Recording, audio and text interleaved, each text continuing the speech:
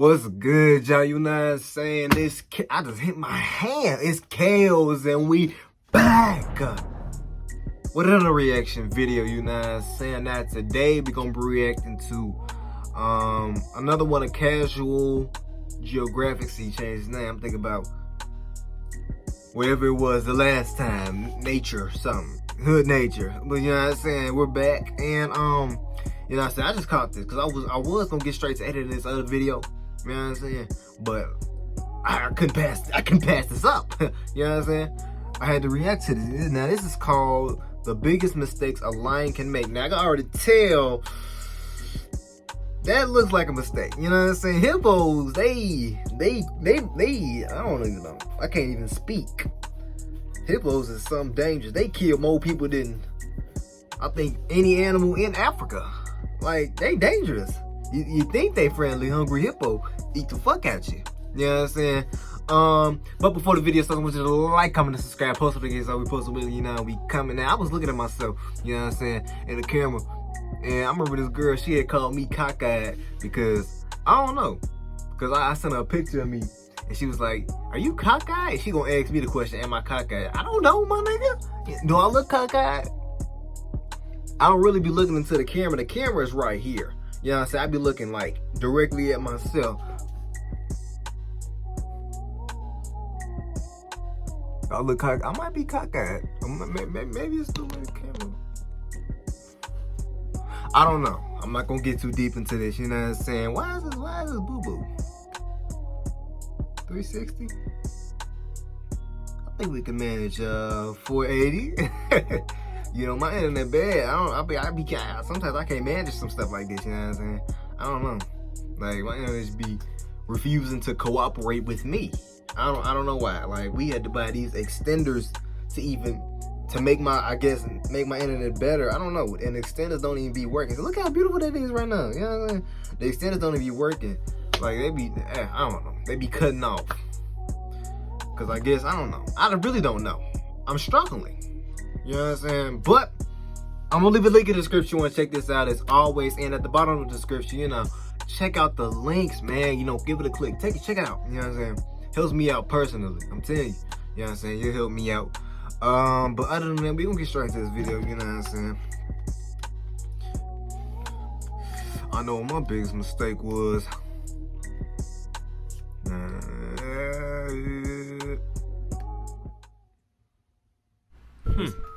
You know what, before I tell you, I'm just gonna show you. Whoa! Run, man! What are you doing? Oh my... Oh! Let me explain every way that lioness f***ed up. What? The average male murder horse can tip the scales at 3,500 to 5,000 pounds. But the biggest ones can come in at 9,000 pounds. Or 4,082 kilograms for the non-Americans watching this. Hippos have a bite force of close to 2,000 pounds, strong enough to divide a crocodile in half. That is not an exaggeration, it's actually happened. And hippos are one of the most homicidal things to ever have a heartbeat. And for something that most people think is a vegetarian, I've seen them take antelopes off the census for no reason other than malicious intent. Not to mention every year they turn at least 500 people into a tiny section in a newspaper. Put it all together, you get a freight truck with an overbite and roid rage that can literally outrun Usain freaking Bolt and turn Simba into an orphan even faster. The only times you'll ever see a lion with hippo is if the lion is starving and desperate, or if the hippo is injured, sick, or a light breeze away from becoming just a body. Other than that, a lion wanting smoke with a literal tank of teeth is just a bigger mission. Also, graphic warning, if you have a sensitive stomach, this is your cue to hide in the comments.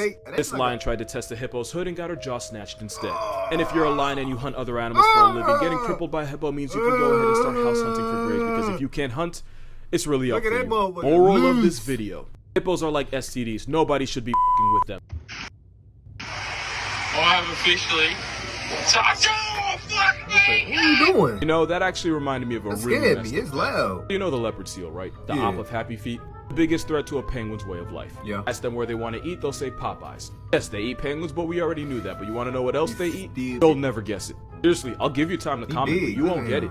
Apparently, leopard seals have been known to hunt and eat platypus. Yeah, the ones in Australia have been recorded catching and murking live-action Perrys. That is a crossover I am just not ready to deal with right now. Honestly, it's bad enough that this is probably the first time a lot of people are hearing that this thing's found in Australia. Some of these steroid seals end up wandering all the way up to Tasmania and Heron Island, which is an island in the southern part of the Great Barrier Reef. which is how the leopard seal can end up in the same area code as this duck rabbit. Also, they can grow to 12 feet long, weigh 1,300 pounds, and one ended a person's life after mauling her and dragging her underwater. That's cool. Leopard seals are a menace that nobody has the balls to really acknowledge.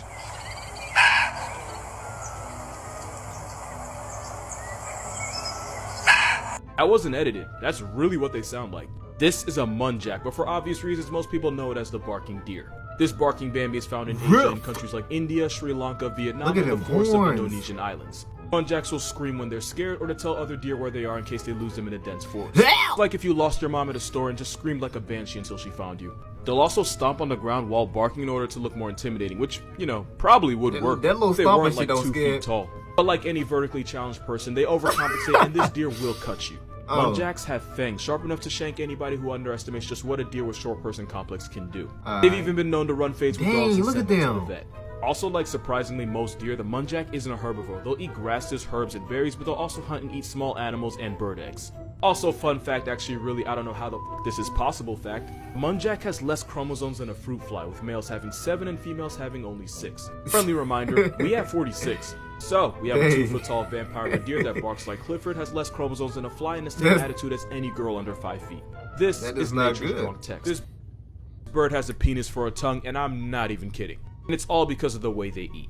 Flamingos filter out algae and shrimp from the water, and they do it upside down. They use their tongue to squeeze out the water and trap the food. But we found out while they do that, a bunch of erectile tissue in its mouth fills with blood and stiffens just like, well, ding-a-ling. And apparently being bricked up in the mouth helps the flamingo keep its head stable as it sticks its beak in the water and eats upside down. All that erectile tissue sits at the bottom of its mouth and runs down both sides of its tongue. So whenever a flamingo eats, on command the blood rushes to the tissue and anchors the bird's head. It also makes the tongue harder than a man watching an Olympic long jump compilation on YouTube. We've all gotten those recommendeds. I ain't never seen that. Moral of this video: flamingos are really f***ing weird. Also, those aren't its knees. It's bending its ankles.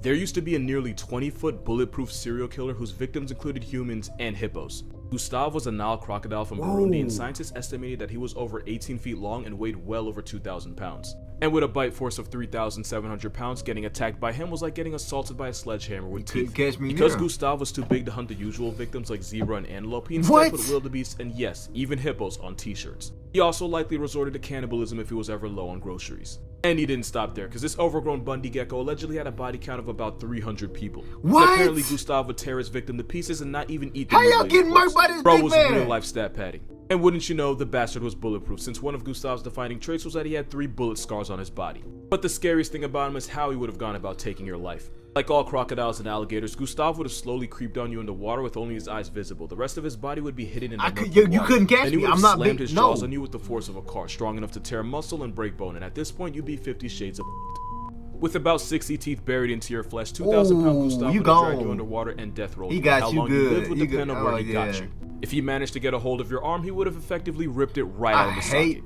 If he got your midsection, he would have disemboweled you, meaning if you didn't straight up drown, you would have bled out. And if you messed around and let him grab your neck, he would have barrel rolled your head off. Remember how I said he turned 300 people into hashtags? Considering how violently crocodiles kill their prey, it could be more, we just haven't found the bodies yet. Scientist Patrice Fay spent months trying to capture him, but somehow a nearly 20-foot assault weapon managed to avoid them every time. Gustav allegedly died in 2019, but we don't know how, why, or who did it, and we don't know how many lives he took with him. Get that man off the streets now! Some octopus will carry around a security coconut to use as extra protection.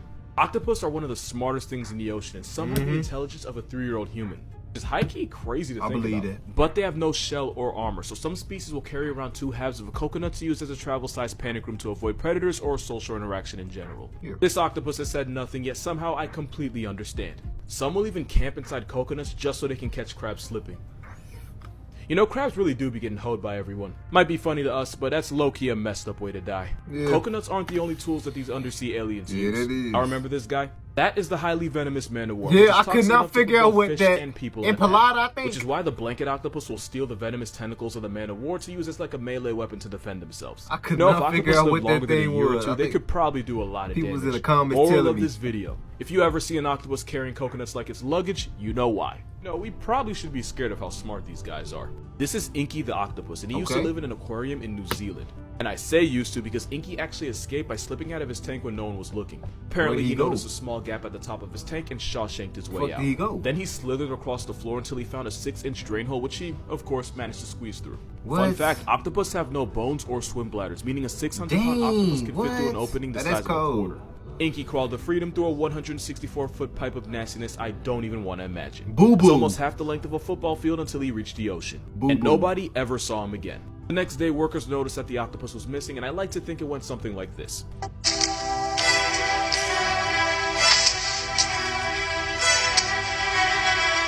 Only reason they even found out what happened was because Inky left a trail leading to the drain pipe, but when they searched it, he was gone. Bro watched that one scene from Finding Nemo and decided he had enough of the gimmicks. Now, I'm not saying we should be afraid of them. What the? But you can't tell me this ain't some ET shit. I can personally guarantee you're not ready for how big this animal actually is. Whoa, look at him. That boy That is big. an Aldabra giant tortoise. The Aldabra part is because they're only found on islands on the Aldabra Atoll and Seychelles off the east coast of Africa. Humongous. Giant part is because they're built like a freight train with legs. The biggest ones weigh well over 500 pounds and some wander into the neighborhood of my 600-pound life. This breathing tank eats mostly grasses, leaves, and woody plants. They chillin' though. They've also been known to feed on the corpses of other dead tortoises because of course they do.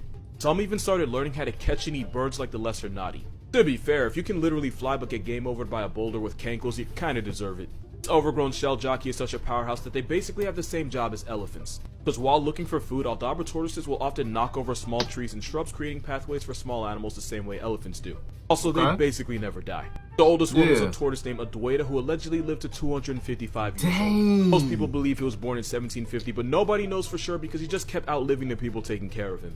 Which means he was alive to witness some of the worst events in human history and said nothing, because if minding your business was a person, this would be his profile picture. What are you gonna say? A lot of y'all want to know how I know so much about animals and why I care so much, so in honor of us hitting 10 million, here's 10 reasons why I am the way I am. For one, zoo books. 90s kids might remember this commercial. Your child can visit steamy jungles, grassy plains, and the dark depths of the ocean. Yeah, I had them all. No, seriously, call me Ash, I really did catch them all. And fun fact, that one is the first one I ever got. Go figure. Number 2, this show was basically my Bible because I watched it religiously. I wasn't allowed to watch TV on weekdays, but since this was technically educational, I could get away with it. And if you watch this show and watch my videos, you can definitely see where I get a lot of it from. Number 3, this was the first game I've ever got. I think I had a zoo game. For some reason, 5-year-old me couldn't get enough. I used to love animals, also used to set the lions free and then watch them violate the guests, so yeah. I might have been a psychopath at one point. Number 4, I think I was like 7 when I got this book. I had like hundreds of animal books, but for some reason this one was my favorite. I actually lost it for like a year and a half in somebody's house in another state, and my 7-year-old mind did not know peace until I got it back. Number 5, this thing. Wonder if it still works.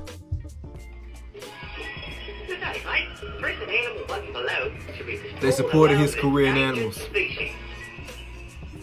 Still works. Number 6, this was also one of my favorite games. Basically, you're a vet treating animals in a zoo, and I would honestly spend hours doing it. I couldn't tell my left from right, but I could tell you how to check for tuberculosis in a camel or how to treat diarrhea in a chimp. Number 7, y'all already know who this is. Number 8, I also got National Geographics for kids that I would get every month. Number 9, I once went to the Bronx Zoo when I was 4, and when I came back home, I told my mom I wanted to be a zookeeper when I grew up. And number 10, I really don't know. It's like, I didn't like animals because I had all those things. I had all those things because I already liked animals. I don't know where it came from.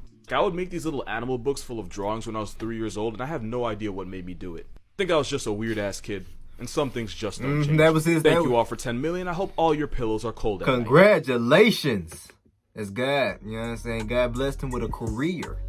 I was looking for a way to make at a very young age. You know what I'm saying? I used to love animals. I used to always, you know what I'm saying, learn about, wildcrafts, you know what I'm saying?